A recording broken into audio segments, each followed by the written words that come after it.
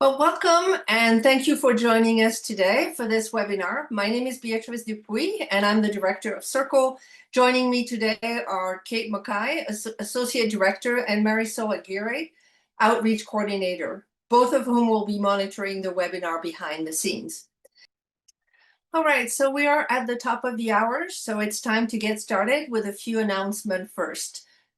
For those of you who are not familiar with Circle, we're one of 16 language resource centers funded under Title VI by the U.S. Department of Education. Circle is housed in the College of Humanities here at the University of Arizona.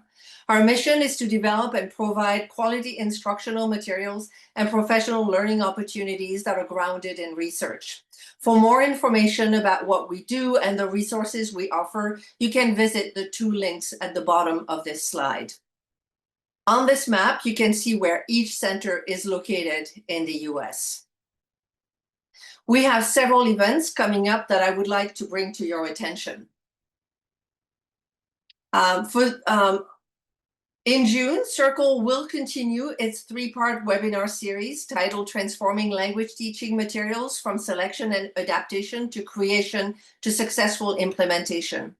Our third and final speaker will be Dr. Pak, who will talk to us about applying SLA principles to artificial intelligence for the purpose of designing materials for your own context. For more information, please scan the QR code and go to the URL on this slide. The CFP for our upcoming ICC is available and the submission portal is open. Proposals are already coming in.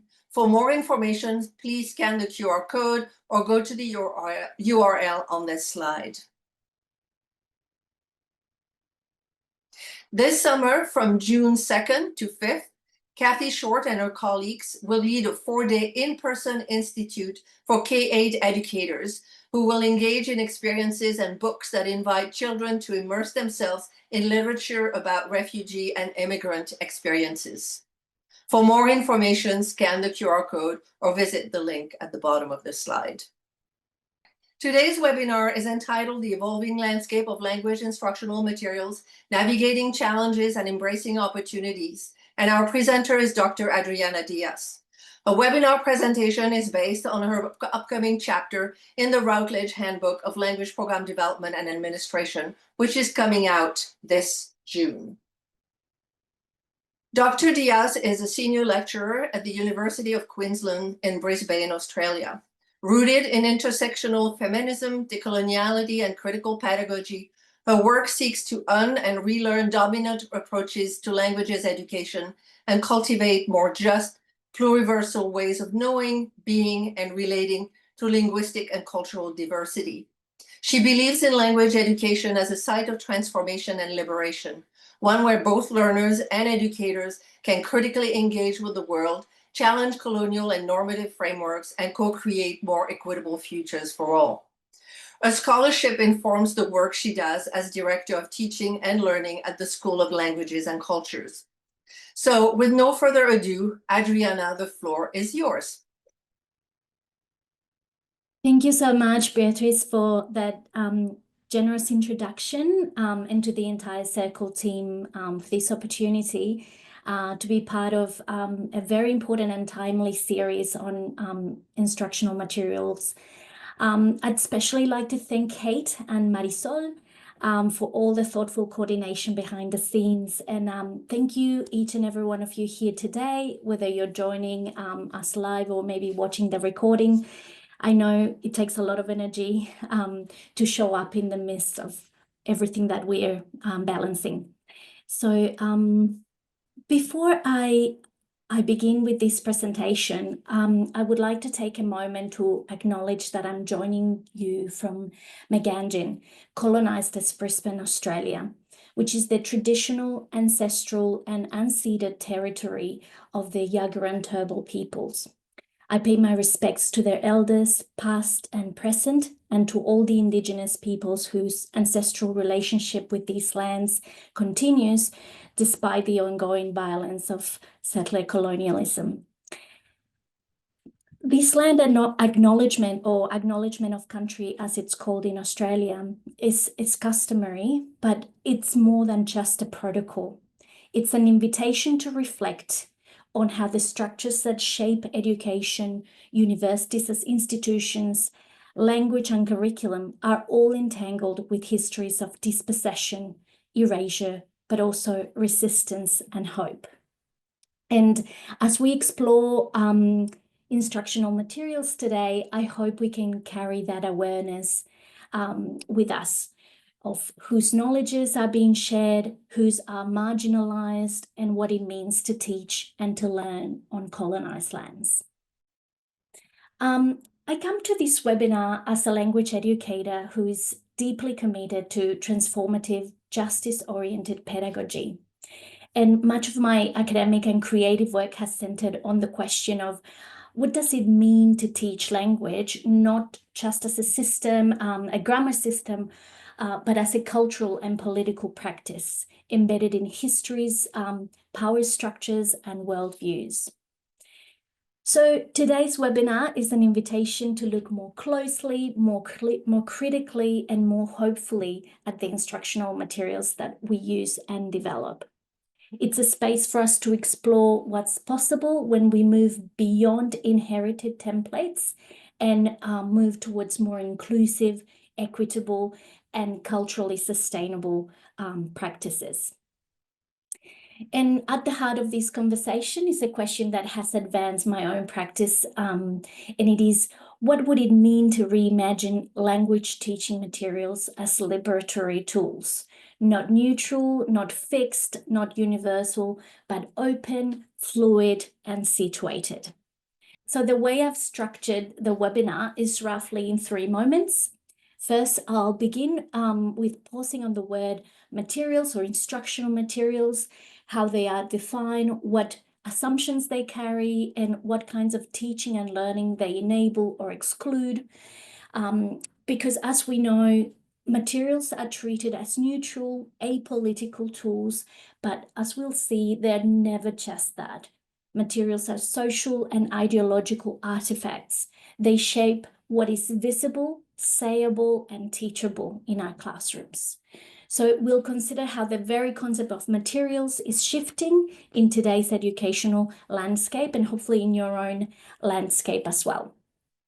I will then move to the heart of the critique, and I will focus on 3 interconnected and systemic challenges which have to do with accessibility, inclusion, and authenticity. And this will demand us to reflect on what we teach, or not just on what we teach, but also why, for whom, and with what consequences. And the final section will be dedicated to some examples. We'll move to critique to possibility, and with examples that will help us navigate these challenges through creative, critical, and justice-oriented approaches.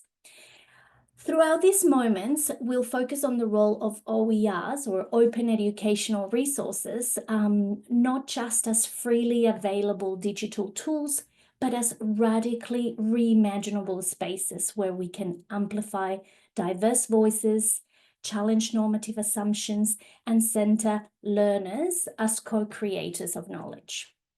I'll share examples of my own work and from colleagues engaged in this praxis, and we'll close reflecting on how to design, adapt materials with greater intentionality, equity, and critical hope.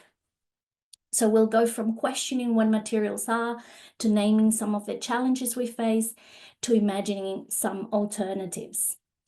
And this will be punctuated by some interactive moments and some Q&A as well.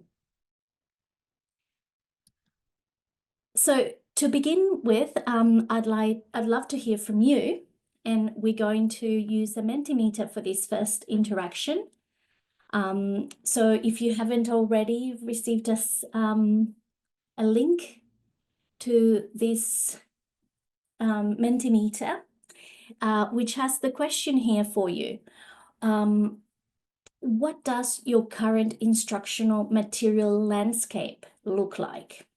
It could be a word, a phrase, a feeling, Maybe it's a platform, maybe it's a stack of course books, a set of PDFs passed from colleague to colleague, an open textbook that you may be building or resources you are developing.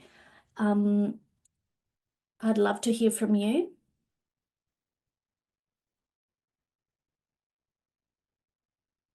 So often we don't really pause to interrogate this landscape. Materials are typically handed down, inherited, assumed. They appear on our syllabi almost by default. And over time, they become naturalized. We stop asking, where did this come from? Whose knowledge does it represent? What values does it carry? And I also want to acknowledge that this landscape is not always of our choosing. Many of us inherit materials and don't have the power to change them. Decisions about adoptions, platforms, textbook selections are often made for us by committees, by publishers, budget agreements, accreditation bodies even. So this is a moment to raise this awareness and reclaim that space for critical reflection. I think because once we see this landscape for what it is, its limitations, its logics, and also its possibilities, we can begin to navigate it differently.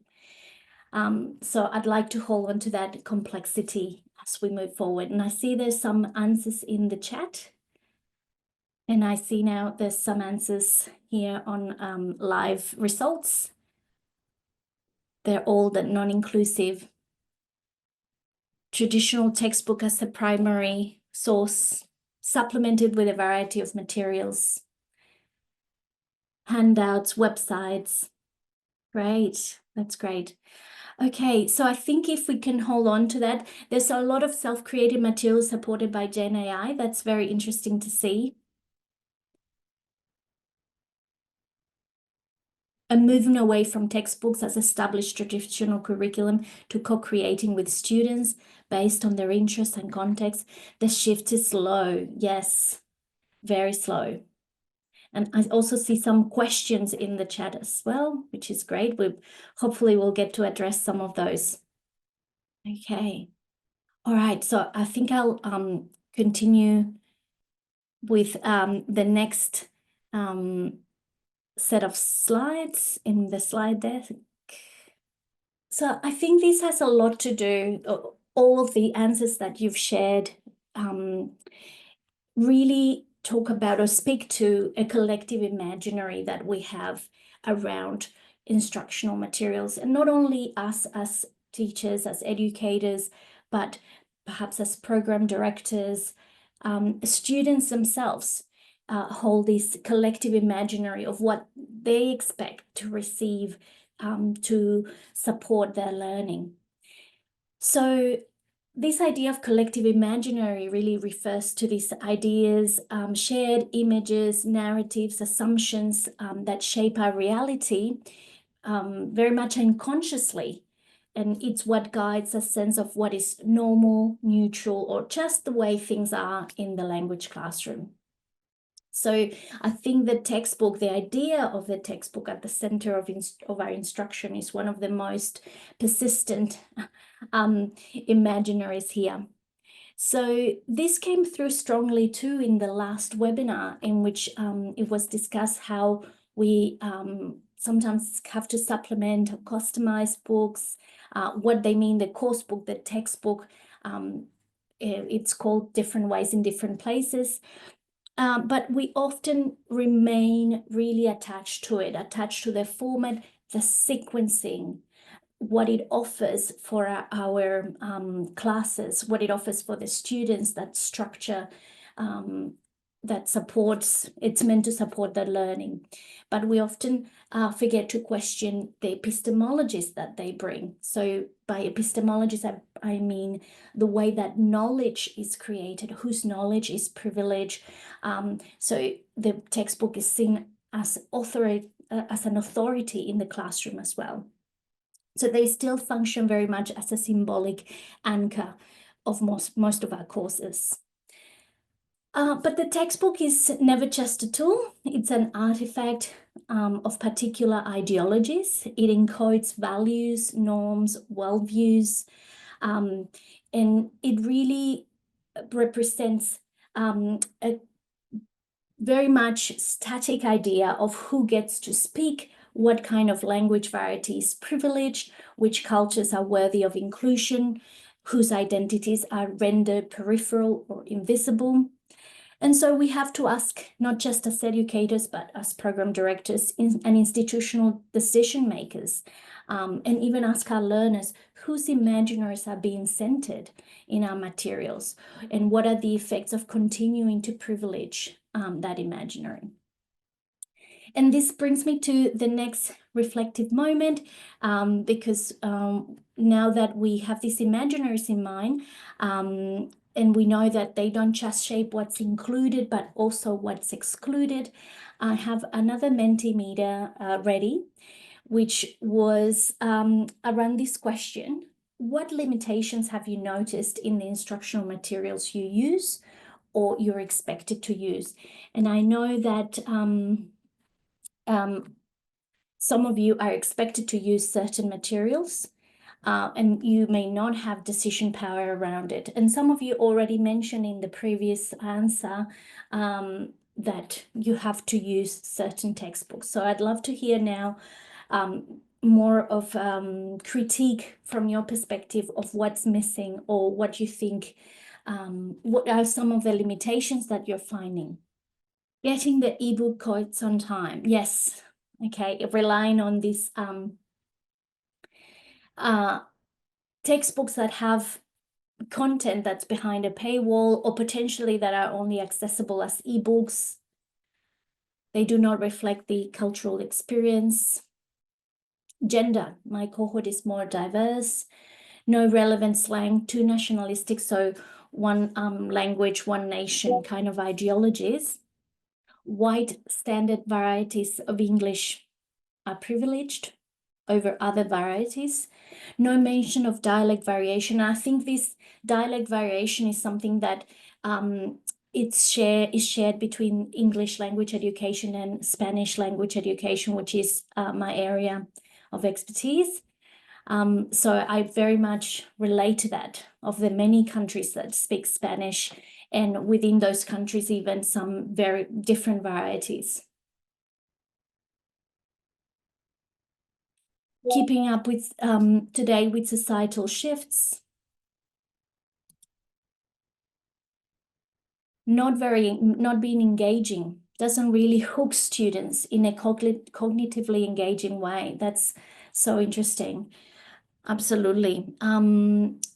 Cultural focus on dominant groups rather than addressing the diaspora. Absolutely.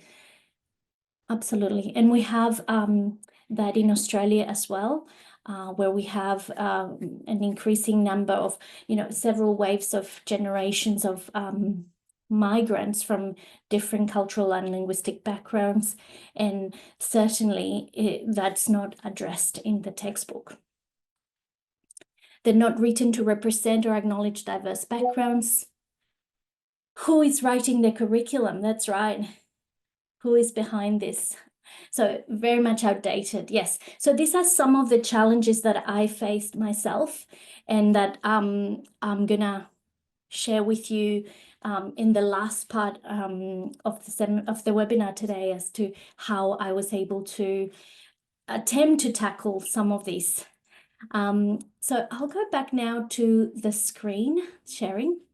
I'll share with you now a bit of a visual moment after going through those answers that you shared with me, because I tried to put together, and it was really hard to put it into words, but I think this visual representation for me is what really, really helped me understand that I needed to move away from traditional textbooks. And for me, what we experience again and again, and even from the answers that you've shared, is that each of those responses speaks to something that we experience. And it's this sense that materials don't or cannot carry the fullness of what we know needs to be present in our classrooms. So in this visual representation, I try to capture the key limitation for me that came up again and again. And it's this refusal or denial or inability to hold space for what the world is, or how the world may be for various different people. So a world full of contradictions, of parallel realities, of joy and pain, privilege and dispossession, resistance and despair, climate grief, racial injustice, gender violence, but also creativity, community, resilience, and hope. And at the center of this collage, you can see a piece by the Turkish artist Uğur Galenkuş, whose work juxtaposes scenes of wealth and war, safety and suffering, beauty and devastation. And I'm really drawn to his art because it doesn't flatten the contradictions, but it holds them, it makes them visible, and it invites us to do the same. So for me, it was what most instructional materials fail to do. They often present an imagined world of stability, polite conversations, idealized target cultures, grammatical certainty, and sanitized vocabulary as well, for a world that maybe doesn't exist, or at least a world that only exists for some. And so I return to that collective imaginary that we just discussed and ask, how can we disrupt this imaginary? How can it be radically transformed? And by radically, I mean from the root. To reimagine from the root, we have to dig deep beneath the surface of what's familiar or inherited and begin to uproot the logics that have shaped language education as we know it. What we need is a fundamental rethinking of the roots of our materials. What ontoepistemologies are they grounded in? So ontoepistemologies here means what ways of being in the world and what ways of knowing, learning, whose knowledge is privilege, etc., are they grounded in? What kinds of learners and learning do they assume? What colonial, neoliberal, or racialized logics are embedded in their very structure? And equally important, what kind of pedagogical growth are these materials making possible or stunting? In an article I co-authored with Gurney a couple of years ago, we explored this question through the lens of Spanish language education. And we argued here that the textbook has long been treated as the sine qua non or unquestionable backbone of language programs, and that is deeply entangled in ideological, economic, and historical forces. The textbook, we suggest here, operates as a product that is commodifiable, accessible, and exportable. But even more than that, it imposes a view of language that is ahistorical, context-free, monolingual, and monoglossic, where meaning travels across time and space, untouched by power dynamics. And this is the kind of imaginary that we need to disrupt if we want materials to reflect the world's complexity, materials that are emergent, emancipatory, justice-driven. We can't grow them in soil that was never meant to sustain that kind of life. So we often talk about planting seeds of awareness, but we also need to tend to the soil itself. What needs to be composted? What needs to be uprooted? What kind of ecosystem are we trying to cultivate in our classrooms?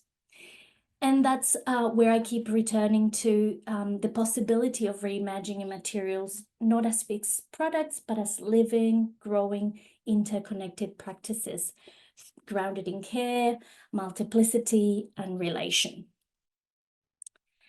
Against this backdrop, there are three systemic challenges that emerge, challenges that not only shape how we create and use instructional materials, but also how we imagine what they can be. And they have to do with accessibility, inclusion, and authenticity. Each of these challenges is deeply embedded in our institutions, our classrooms, and even our own assumptions. So in these next sections, I want to name them not just as problems to be solved, but as ongoing tensions that we must learn to navigate with care and critical awareness. Let's start with accessibility. When we talk about accessibility in this context, we're not just referring to disability access, though this is absolutely vital. We're also talking about the material realities of how instructional resources are acquired, borrowed, shared, and engaged with. Someone talked about access codes, for instance. This is both in digital and in physical forms. So I'm not just talking about how materials are technically available. I'm talking about how they can who can actually access, afford them, and meaningfully engage with them, and who cannot. In tertiary language programs especially, we're working with increasingly diverse cohorts, diverse learning needs, economic access, language repertoires, and digital literacies. So we have to ask, who can afford or access the required materials? Whose access is prioritized in institutional decision-making? What happens when learning materials are behind paywalls or locked into expensive platforms? This requires us to recognize something fundamental. Access to instructional materials is an equity issue. And Jessie Stommel captured this really well by powerfully reminding us that textbooks are a social justice issue. This was discussed briefly in the last webinar as well. And I would like to cite another study that by Ponte and colleagues, where they discussed that things like textbook affordability and the cost of study supplies continue to be the major barriers, especially for Indigenous students, regional students, and those from low socioeconomic backgrounds. Students know this. In fact, recent research in the student public interest research groups in the US shows that 65% of students skipped buying or renting a textbook, while 21% skip buying an access code required to complete their course. So this, of course, has then a domino effect in their engagement with the course and whether they can pass at all. So accessibility isn't just about what's available, it's about what's affordable, usable, and relevant for learners navigating complex and often inequitable education systems. This is becoming increasingly difficult even for libraries, institutional libraries, trying to provide that access. Sometimes we as program directors, language educators, we rely on libraries to support us, but they find it increasingly difficult to deal with publishers in this regard as well. And here's where open educational resources, or OERs, enter the conversation. Not just as a panacea, but as part of a broader social justice framework. OERs offer freely accessible, openly licensed teaching materials, everything from open source textbooks to videos, podcasts, assessment tools, and full learning platforms. They follow the 5 Rs. They can be reused, retained, revised, remixed, and redistributed. And this means they're not just free, they're flexible. OERs enable us to address another layer of accessibility that I mentioned before, which is learners with disabilities, potentially learners with limited internet access, or learners from culturally diverse or linguistically minoritized backgrounds. For example, with thoughtful design, we can offer offline enabled content, low bandwidth formats, adapt materials into more multimodal and inclusive forms. They can also be downloaded and adapted for offline use, which is crucial for some learners in tech-limited environments. But more importantly, they can be modified to suit local needs, contexts, and languages. They give us the flexibility to say, what does this cohort need? Whose voices are missing? How can we reflect and honor their lived experiences in the materials that we use? Accessibility is also about recognizing the pluralized literacies our students bring into the classroom: visual, digital, embodied, performative, and empowering their critical engagement with them.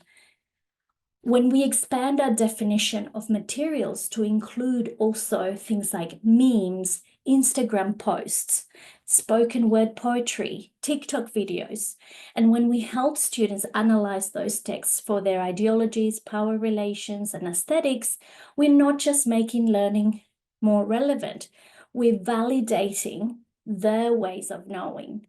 We're inviting them to become co-creators of knowledge, not just consumers. In 2022, this is part of course, OERs are part of a wider ecology in an open pedagogy framework. So they're only one part of, or one element that includes several factors that complement open pedagogy.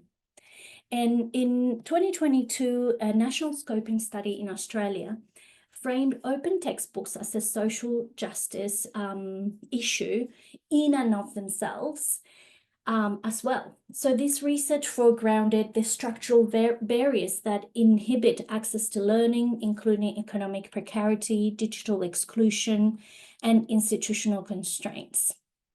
This study reminded us that equity in education is not just about getting learners into the classroom, but also ensuring that they have what they need to fully participate once they're there.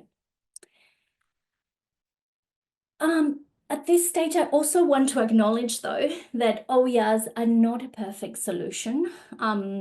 Open does not always mean accessible by default. Just because a resource is freely available doesn't mean it's usable, inclusive, or designed with equity in mind. In fact, many open materials, especially those created quickly without broad consultation, can replicate the same exclusionary design practices as commercial ones. And this brings me to an essential part of the accessibility conversation, which is that many traditional instructional materials, and unfortunately quite a few OERs too, remain inaccessible to students with visual, auditory, cognitive, or neurodivergent needs. So if we are serious about equity and designing for accessibility from the outset and not as an add-on, not as an afterthought, this should be part of our core ethical responsibility when we come to OERs and any other technology-mediated formats which can offer us the possibility of having captioned videos, structured texts with clear hierarchies, alternative text for images, and content that's screen reader friendly.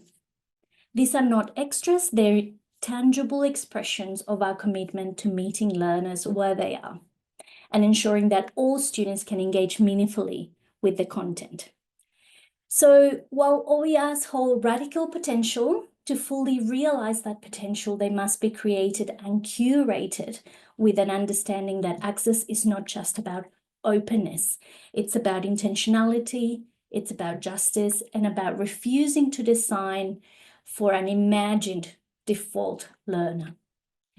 So accessibility, as I see it here, is not a checkbox. It's a continuous commitment to rethinking who gets to learn, who is excluded by design, and how can we ensure that every learner has what they need, not just to access content, but to participate fully, meaningfully, and with dignity.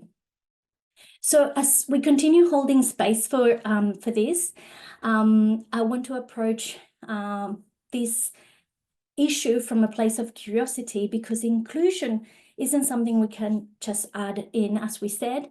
It's about who appears. It's not just about who appears in a photo or whose name shows up in an example. It's about how we choose to represent the world and whose world gets to be represented at all. So here I want to now talk about inclusion.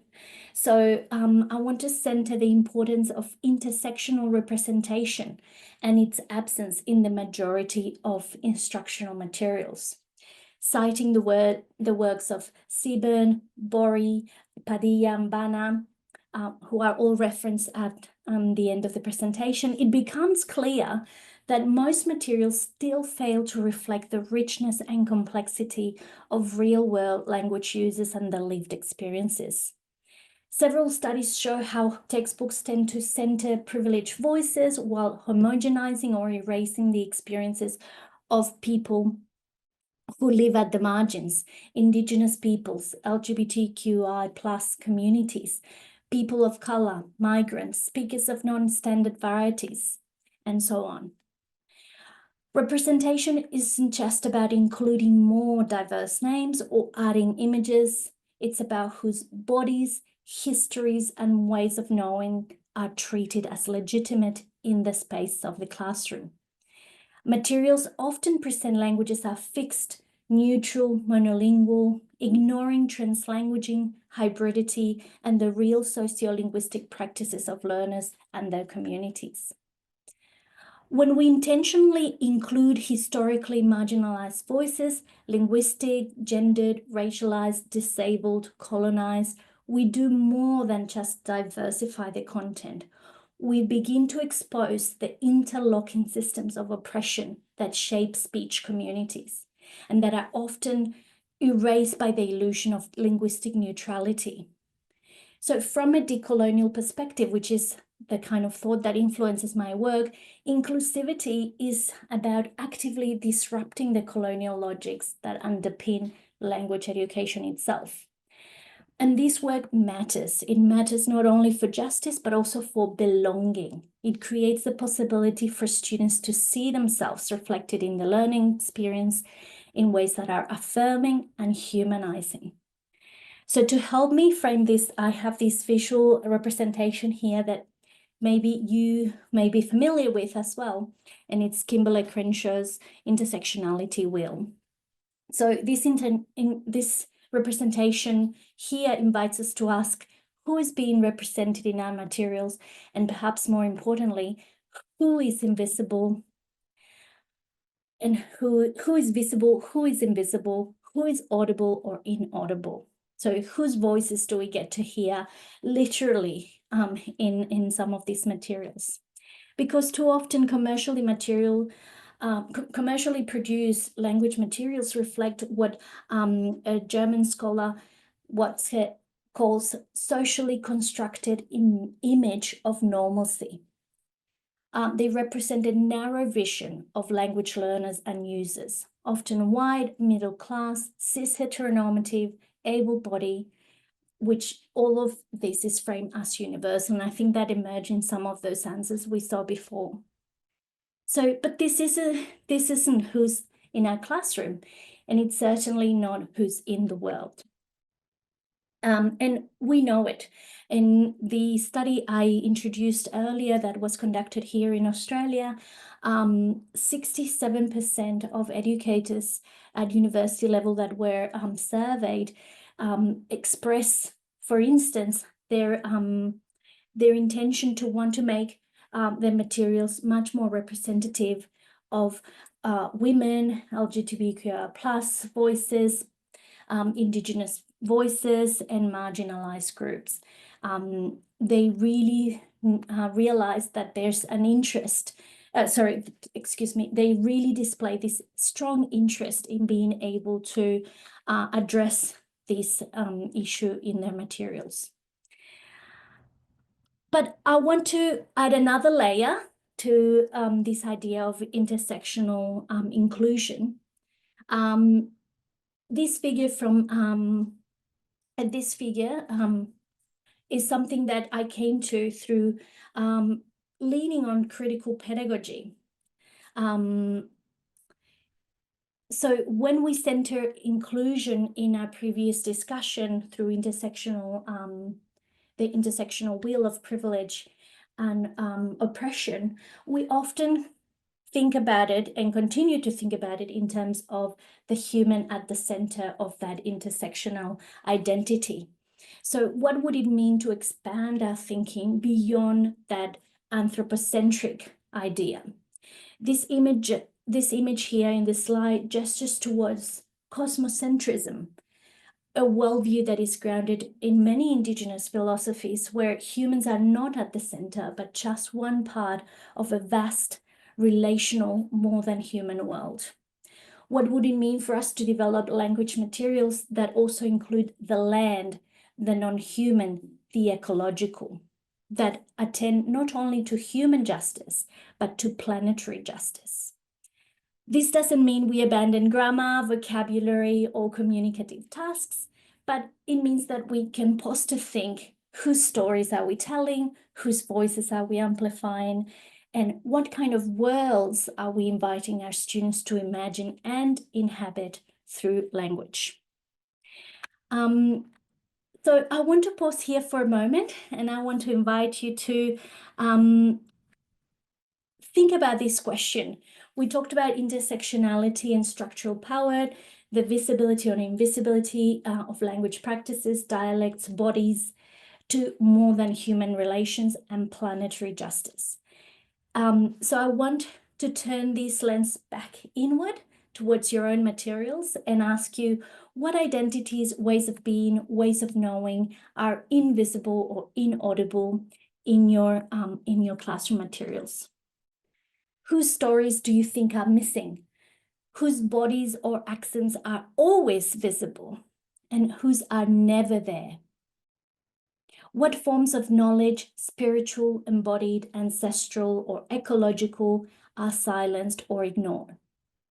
I think thinking about these questions can help us really consider the limits of what we've inherited and the possibilities of what we might be able to co-create.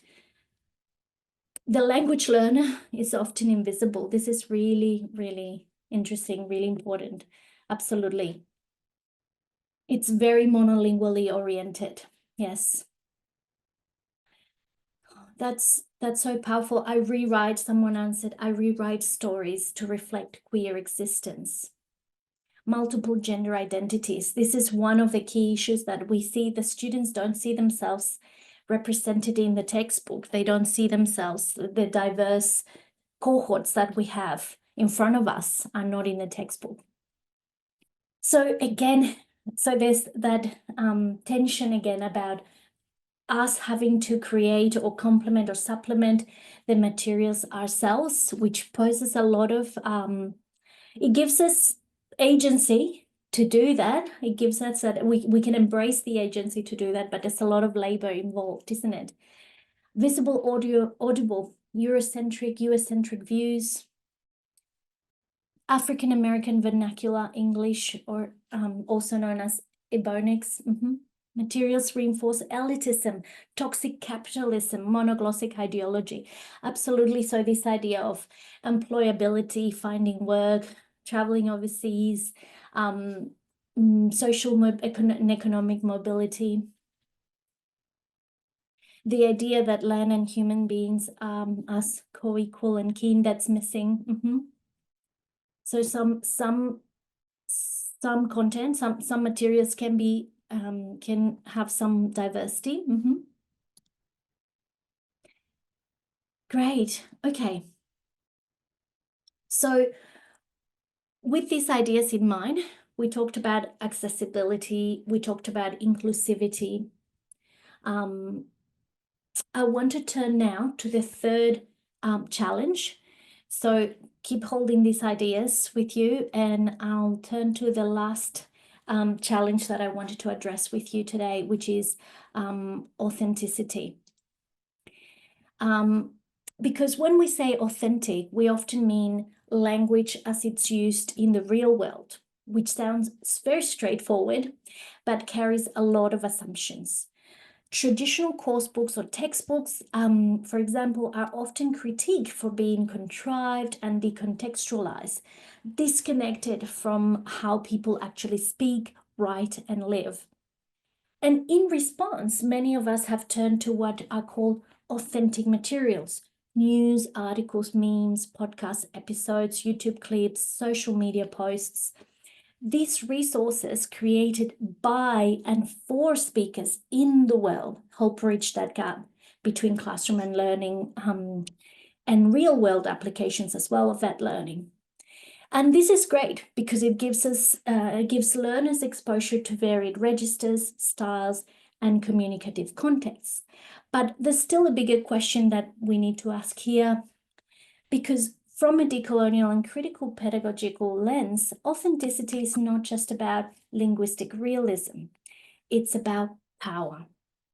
So as McConey and Pennycook argue, languages aren't fixed systems. They are dynamic, they're fluid, and constantly reconstituted in response to shifting global and local contexts. So the idea that there is one authentic or correct form of Spanish, French, or Arabic, or any language is in many ways also a colonial inheritance. These scholars propose a disinvention of language, an invitation to see language not as a stable object, but as something alive, relational, and hybrid. So when we curate these materials, we have to ask, are we only including texts from dominant dialects? Are we privileging one type of speaker, one kind of context, and why? We often don't include some regional varieties because we think they might be too difficult for students. So we are making decisions for them as well. Are we reproducing the idea that certain ways of speaking are more legitimate or more authentic than others? And this is where I think digital technologies have a beautifully disruptive effect. They've expanded our sense of what counts as valid language practice by making visible the full spectrum of how language is actually used in texts, in memes, in hashtags, in translanguage TikToks, in comments and captions and voice notes. So when we leverage learners' multiliteracies as well, something that was discussed in the previous webinar, their social media fluency, their digital creativity, their hybrid language practices, we start to reflect the communicative worlds that they are already part of. So authenticity becomes less about proximity to some imagined native speaker and more about relationality, relevance, resonance. It's not just about comprehension, but it's about connection. So from a critical pedagogy perspective, this also means that we need to design materials that do more than just mimic real life language. They should also ask learners to think critically about how language works in social, political, and ideological ways. As Freire reminds us, education isn't just about learning to read words, it's about learning to read the world. And as Jenks adds, developing critical literacy means giving learners the tools to interrogate texts, to uncover the power dynamics embedded within them, and to make sense of how language is used to include, exclude, resist, and persuade. So this might look like, working with texts that depict language use in varied political and cultural contexts, assignments that ask students to reflect on language ideologies, classroom discussions that unpack who gets to speak and who gets heard. So yes, authenticity matters, but it's not just about keeping it real, it's about keeping it accountable to learners, to context, to complexity, and to justice. So across these three systemic challenges, accessibility, inclusivity, and authenticity, we've explored how deeply instructional materials are shaped by broader systems of power. And we've also seen how OERs, when designed thoughtfully, can help us begin to address some of these structural inequities. OERs offer us the opportunities to expand access to include more voices and to adapt materials to context and to reflect the diverse realities our students live and learn within. But I want to pause again here to acknowledge something essential. OERs are not a perfect fix or perfect solution. The development and use of OERs comes with its own ongoing challenges, and it's important that we name a few of those as well. So, and I will ask you in a moment to share your own, if you like, in the chat. But the first one for me is resource development and academic labor. So creating open materials takes time, care, and invisible labor. So a lot of you mentioned having to supplement your content, your instructional materials as well. This is labor that is rarely recognized or adequately supported within traditional academic reward structures. And as I mentioned before, there's also potential biases that we may inadvertently be reinforcing. Many OERs are still created in the global north, often by dominant institutions, and without intentional reflexivity, they can reproduce the same cultural, linguistic and ontoepistemologic hierarchies that they're trying to resist. So there's also the reality of resistance to change from colleagues, departments, institutions that are deeply attached to established practices or commercial textbook models. We also face persistent issues around digital access and infrastructure. Even open materials require bandwidth, devices, and stable internet, which many learners, especially in rural or under-resourced settings, may lack. And finally, there are questions about sustainability and quality assurance. Who maintains these resources? How do we ensure they remain relevant, accurate, and inclusive over time? So while OERs carry enormous potential, they're not just the destination, they're just a tool. And like any tool, their impact depends on how we use them, with whom, and towards what ends. So before shifting from that critique to some possibility and examples, I just wanted to open up a few minutes for questions, comments. So in relation to what you were just talking about, Adriana, somebody was also talking about the instability of the material. So not only, I think it's part, again, of the invisible labor, which means that you constantly have to update and make changes in order to either meet the needs of your learners, the context in which you teach, and things change, right? You want to reflect, bring in new things. All right, so we have two questions in the Q&A. So Catherine, okay, I won't go in a particular order. Catherine is asking, she's wondering what advice you have for those who might be facing a lot of resistance to ideological change in language programs, or a lack of desire to move away from materials published by the mainstream publisher. It's a really, really big question and an important one. I think facing resistance is it's something we think we're not going to face, but we do, even because we're all teaching teams as well. There's power dynamics, there's someone imposing that material, there's someone trying to change that material. So there's power dynamics within those contexts. I think there are a lot of materials already available. There are lots of OERs, and one of the main things is that you can already, because of the license under which they're published, you can use them and adapt it to your own context. So maybe you can invite people to work with you, if possible, to explore what materials are available. So that burden of that labor that is going to be there in some shape or form, for sure, can be lessened. I think that looking at what's already available would be a first step. You don't have to reinvent the wheel from scratch.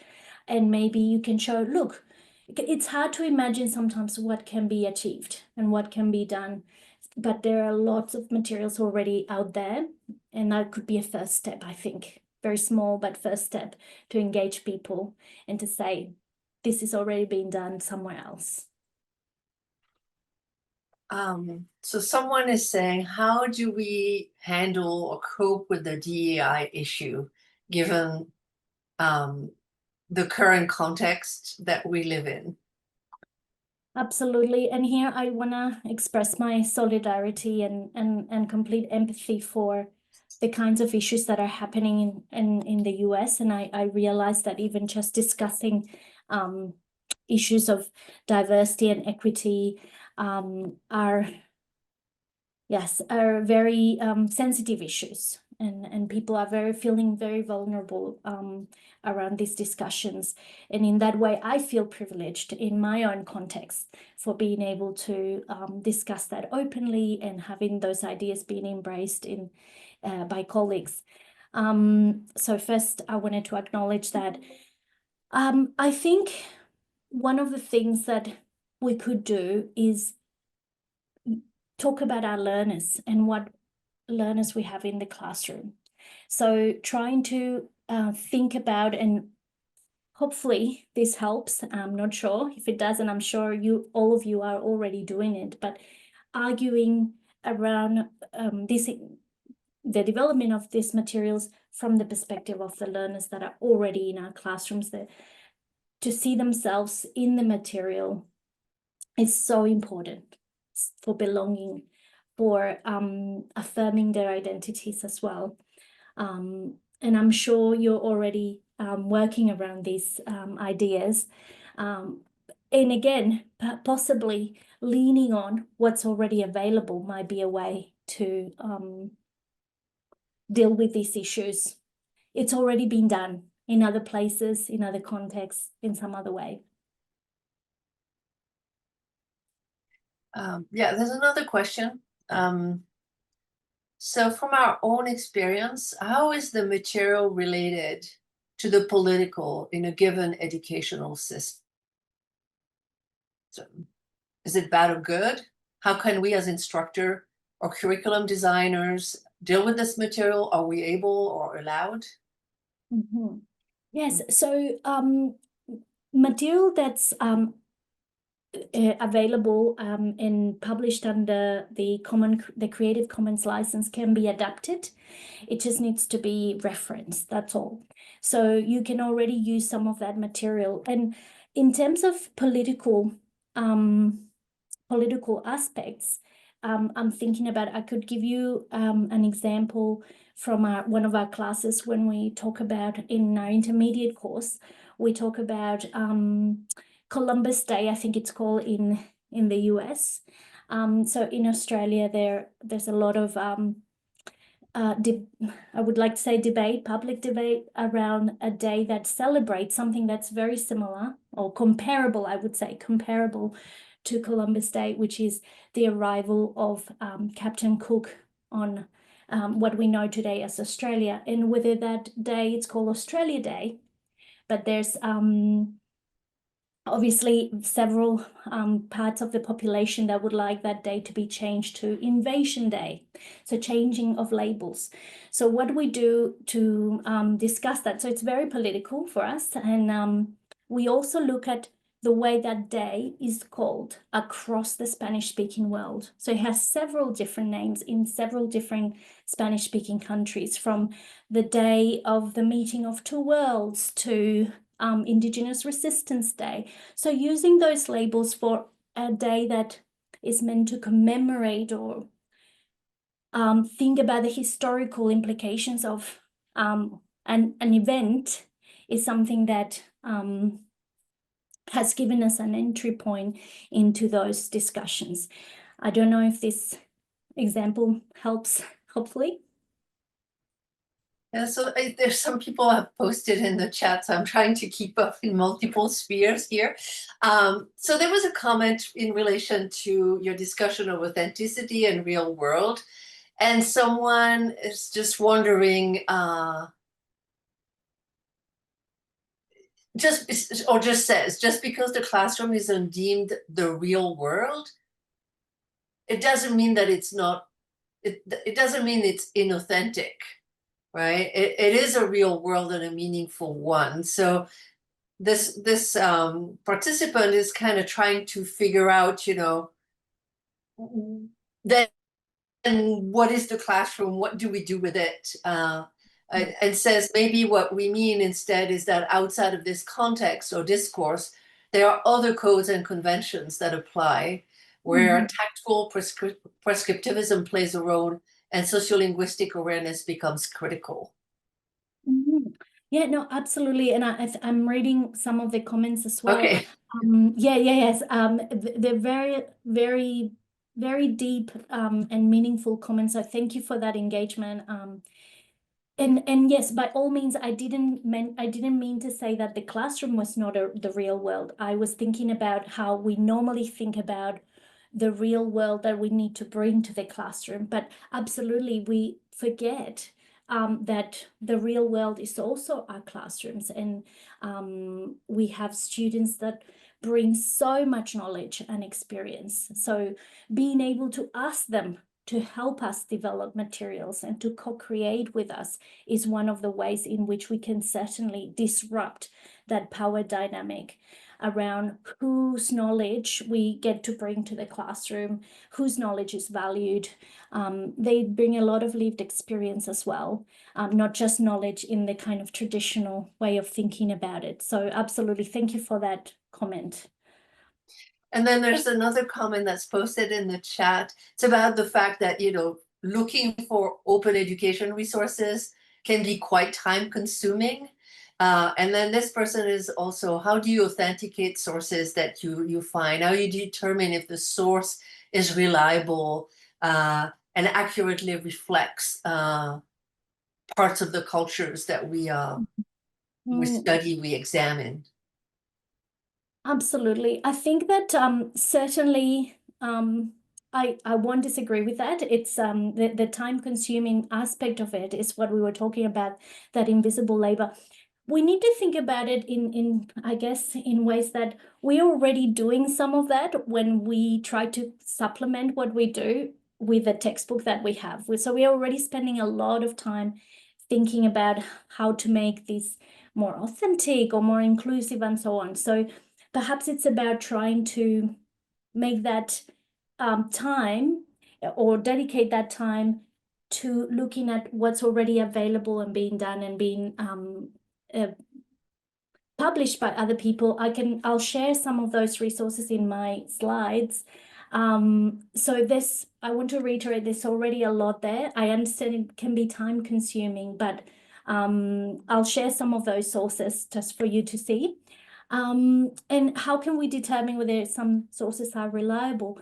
I think that we can start by using some social media channels that we trust, first of all. And that can be a starting point. So we know we can do a little bit of research perhaps about some of these social media channels that are available, that have YouTube, that have Instagram, learn a little bit about them, engage with them ourselves for a while as consumers, and just see how we feel, what they reflect, and if we think that we can ethically bring that to the classroom. I think that's another aspect of it, because everything, even our own perspectives, are not neutral. So and we can share that with the students, and we can ask them, they can contest what we say as well. We have one last question before we move on. This second one, but maybe we'll wait for the second one for later. So Olga is asking, can you suggest some additional data-driven scholarship that supports the idea of a better language retention and higher proficiency outcome and motivation in the classroom, where innovative instructional approaches are used? So she's quoting task-based, portfolio-based, material-based language curriculum. And says, unfortunately, some departments are heading the way where they request to go back to traditional, simpler textbook-based instructional models to improve the drop in enrollments? Wow, what a powerful question. Yes, so data-driven studies. I can't think of the top of my head. I can provide some examples. What would be useful here might be to engage with library staff, institutional library staff. So that's because they can access some of the OERs that are already available. One of the great things that they offer us is analytics. So you can see what the uptake of some of those resources are around the world and the kind of engagement that the students have with different sections of those materials. So that's to have some sort of data. You can always check with your librarian and they will help you really dig deeper into those analytics. I think that would be a first step. In terms of engagement, I can speak from my own experience, and that's one of the next steps in my context is to collect data from students.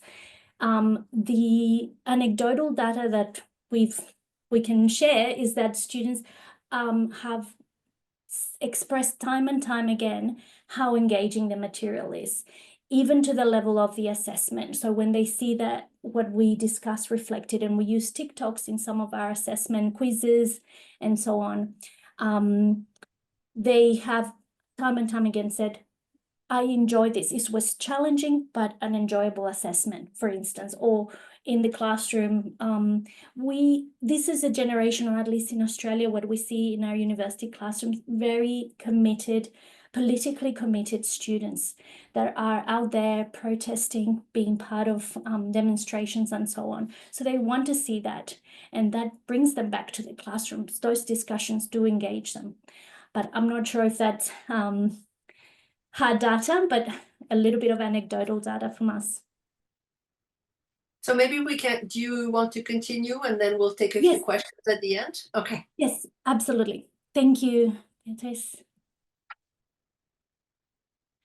Okay, so some of the examples that I was talking about come from my own experience in having to adapt a textbook. And I'm very mindful of the time, so I'll try to rush through these sections. So you can see here an example of a textbook that changed every couple of years in its edition. For us, it was a textbook that was adopted, and each time a new edition came out, it just kept being we had to spend time rearranging everything we had in our classroom, lesson materials, etc. It was an outdated textbook that was used as a de facto curriculum. It had problematic sequencing and definitely inauthentic material. And to give you an example of the kind of inauthenticity I'm talking about is they even had fake accents. Actors faking accents to represent certain Spanish language varieties. For us in the Asia Pacific context in Australia, the topics, the vocabulary, the content was very much US and Mexico centric. It wasn't benchmarked against the CEFR, which is what we use in Australia mostly to map our courses against language proficiency. And it was not financially viable for our students, many of whom were taking a Spanish course for just one semester.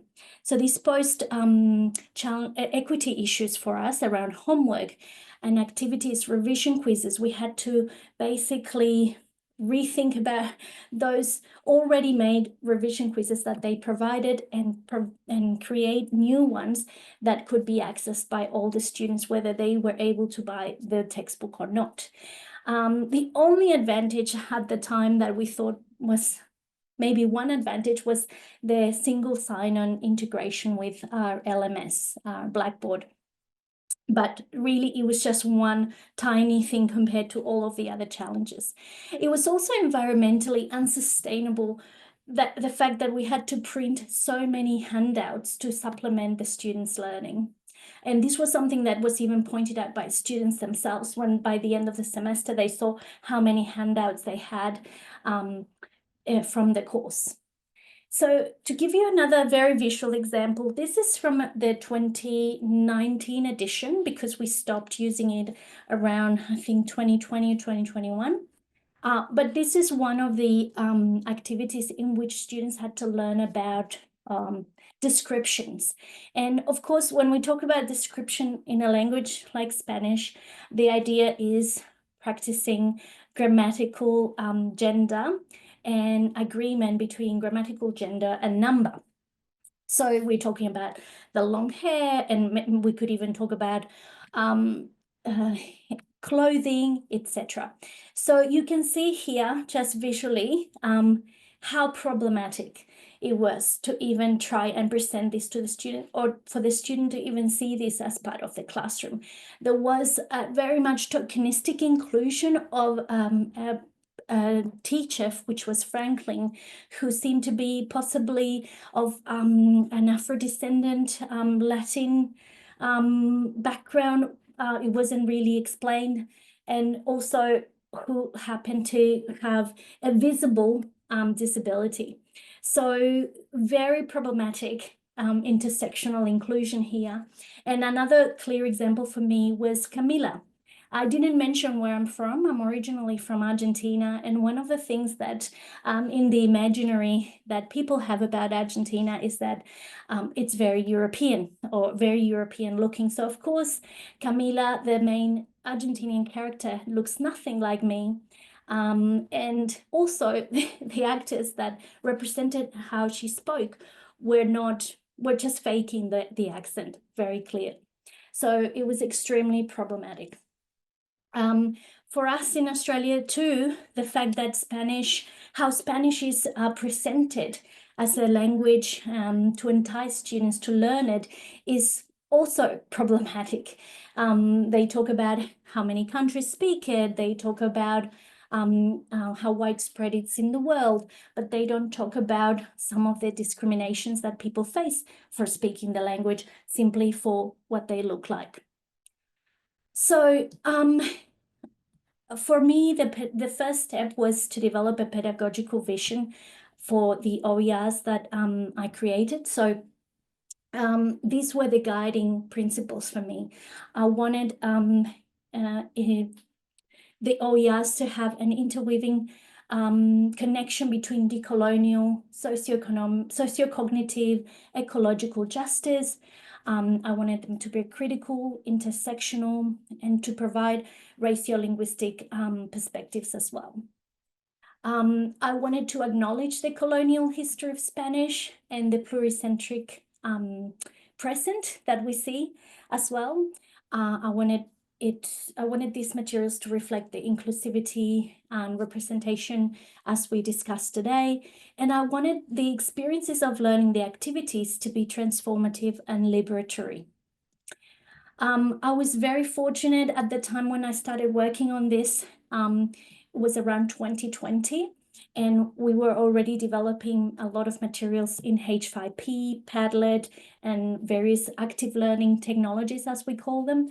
And in 2021, my university acquired a license for Pressbooks, which is the platform that we have used to develop these two resources. So while I initiated these projects, I had a little bit of help, and they are definitely not finished yet, but you're welcome to explore these resources in your own time and see if some of those examples might help and support the ideas that we were talking about today in your own context.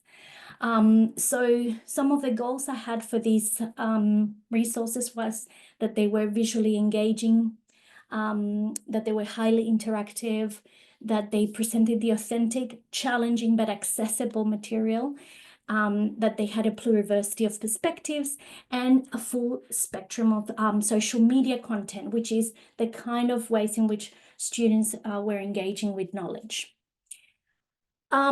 Each of these OERs has two sets of 4 modules. The 4 modules are cover basically 1 semester, so roughly 3 to 4 weeks each. And they have carefully curated material that's meant to stimulate curiosity, stretch students' imaginaries. And the way we do it is in roughly 3 stages. Is we have an entry point through which we begin exploring an issue. We have critical questions, And then we try to provide a space for expansion and extension. So some of the entry points may be critical questions, maybe counter narratives, maybe some visible thinking routines that help us start to get into a topic or tackle a topic. And of course, there's a lot left to do, and I want to go to some of those examples. There's a lot of ongoing research, as I mentioned, that needs to be done. Tracking the engagement is one of the things that we need to collect some of that data. And we want to get more student feedback as well, so that we can provide some of the answers that were being asked today. Certainly engaging students as partners, that's a big move in Australia, where students can be part of projects that can help academics either develop material or engage other students to help co-develop materials. And you can find in the slides some of the feedback and early praise from these sources. But I want to give you one example. I'm going to come out for a minute of the presentation and go to one of the examples in which we tackle linguistic biographies. So one of the units in our intermediate course is about our relationship with the Spanish language, so our students' relationship with Spanish language. So some of the critical questions we pose to students, and we do this in Spanish as well, is it's about being bilingual and whether it's recognized as something positive or it's celebrated or not, perhaps, in some contexts. And we ask them because maybe they may not be as aware of realities in which Spanish or being able to speak Spanish might be a privilege for them because of what they look like, or some of them might look like. And we ask them, are there parts of the world in which Spanish is not allowed, and why? And do you think it's possible to be discriminated against for being bilingual? Because obviously they're all there learning Spanish, they're really excited, they're very happy about it, but they have not considered any of these questions, because typically when they speak Spanish, they are always celebrated for it. So we try to get into these kinds of questions and reflections and think about whose bilingualism is typically celebrated and who isn't. In these slides, you will find a lot of what I call inspiration. So I hope some of the material, apart from what you can find in the resources, can help you think about some possible adaptations to your own context. And I want to make sure that we leave some additional time for comments or questions. Sure. So we have some more questions here. So somebody, Jingwon from Hawaii says mahalo for this thoughtful and important presentation and the research findings you shared. I support K-12 teachers of world languages in our district. Where would I start to explore or learn more about OER so I can potentially share them with teachers as possible resources? Yes, there are several collectives, OER collectives, they're around the world, and there's global conferences on open resources for anything from languages. I think there's one specific for languages, so I might find it and share it with you so we can add it to the resources or to the slides. But there's definitely some repositories that, as I was mentioning before, libraries also prepare for academics. Another question around OER. One of the possibilities that OER use offers is the ability to pick and choose parts of diverse materials and making your own quote unquote collage as to better support the students' cultures and interests. What do you think about creating using these type of collages from a practical perspective? Have you done any remix recreation of OER? Great question. I haven't started it because this has been like a second phase in the way we've been working with this with Juntex, which I haven't really had a chance to talk about the title, but everything is explained in the resources, why those titles as well. But I have seen other OERs developed using my resources. So I've seen people remix some of the content that you will see and obviously reference at the bottom. So this is definitely possible. I've seen people remixing what they call it remixing what's available in other types. And that's the beauty of these OERs, that you can do that. So we have one last question. It's about how do you pronounce the title? Oh, yes.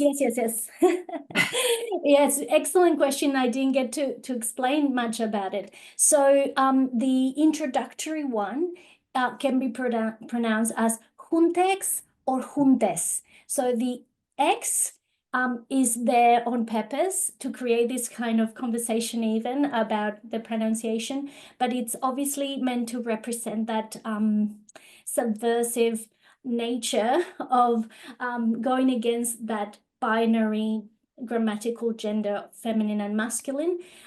We do have this X is what we would call indirect, or sort of indirect non-binary language. A more direct binary form, a non-binary form would be to use the E. So the use of the X has been criticized in some contexts because it's not very friendly for screen readers, but it is a way of creating that message of subversion. So it could be juntex or juntes, and the other one is más juntex or más juntes. All right. One more question just popped in. Okay, someone just confirmed with you. Yes, I've also seen the E as an alternative to O and A. Yeah. Yes. Uh-huh. Well, this is the end of our questions. I saw earlier, and you possibly did so as well, there was a comment about, maybe, yes, textbooks or commercial textbooks are not optimal, but ultimately they are also author created and can save a lot of time for teachers who are often overextended and so on. Can you entertain that question just a bit? Absolutely. And look, I have to say that more and more there are, I have seen commercially available textbooks that are responding to this. So perhaps not in the way that I personally wanted for my own context, but this certainly, I would wholeheartedly say that there are commercially available textbooks that are racing to this challenge.